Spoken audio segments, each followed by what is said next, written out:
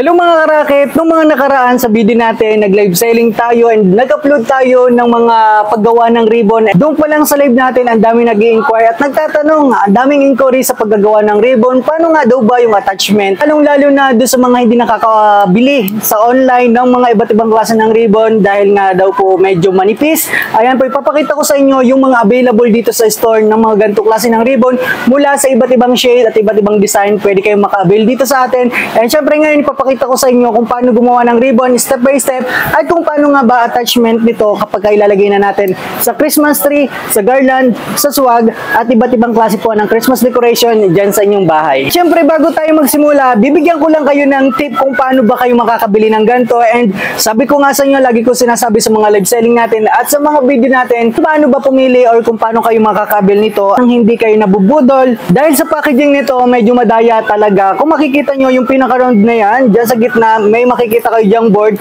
at kailangan pag bibili kayo sa mga online shop, sa mga store na pwede nyo mapagbilhan, check nyo yung loob kung ganito kakapal. Mahaba na to kumpara na nabibili natin sa labas-labasan. Sabi ko nga sa inyo, medyo nadadaya dito. Always i-check nyo yung loob na yan kung makapal talaga. Papakita ko sa inyo, itong ganitong klase ng ribbon bestseller sa amin, kaya ito na lang yung gagamitin natin.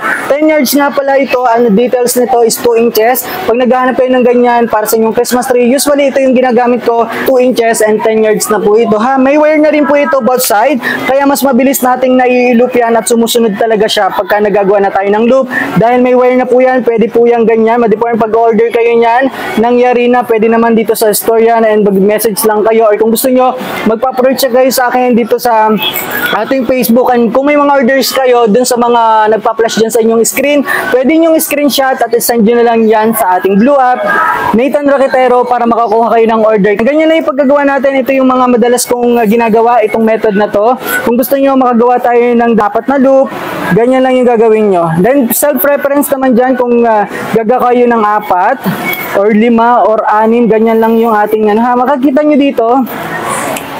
Medyo faded sa likod and dito naman yung harap, medyo matingkad ang kanyang kulay ng kanyang pagka-ribbon. So ang gagawin nyo, ibabaw nyo lang yung design na yan, tapos kukunin nyo lang ulit yung kabilang side.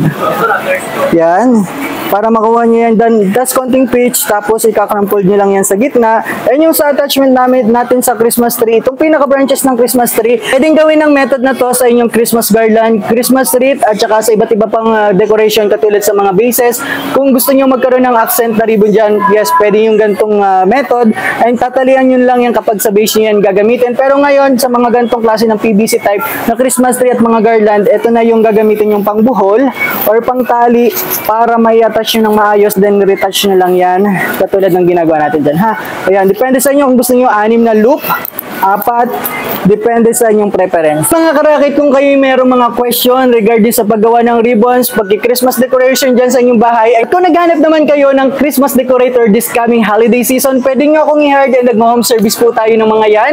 PM nyo lang po ako dito sa ating Facebook, Nathan Roquetero, at dyan po tayo mas madalas nagre-reply. Pero hindi po tayong TikTok at saka YouTube channel, Nathan Roquetero. Kung gusto nyo po at madalas kayong mga nanonood dyan, pwede nyo po akong i-PM. At kung gusto nyo po makabil ng ganitong klase ng ribbon, screenshot nyo lang yan at isend nyo yan dito sa ating messenger. Nag-ship din po tayo ng iba't ibang klase ng mga Christmas decoration. Lahat ng klase ng Christmas decoration po, available po yan dito sa ating store. At kung naghanap naman po kayo ng Christmas decoration, hindi kayo makapunta dito at wala kayong time, yes, pwede po kaming mag-pack nyan at nagsisip po tayo nationwide. Mag-PM lang po kayo sa atin dito sa mga social media natin at kami po ang magpe-prepare nyan para sa inyo. At kung gusto nyo pong personal na makita yung ating mga Christmas decoration, pwede po kayo mag-visit dito sa ating store, dito po sa Tondo, Manila, dito sa Tutuban Center, Prime Block, 3rd floor, dito sa Anding's Toys and Flower. Look for Nathan Roquetero or mag-ask lang po kayo sa mga staff dyan para ma-assist kayo ng maayos. Okay, maraming salamat po. Kung may mga question kayo dyan, mag-comment ka lang dyan sa baba or mag-direct ang message ka na. Maraming salamat sa panonood. Ingat. Bye-bye. God bless.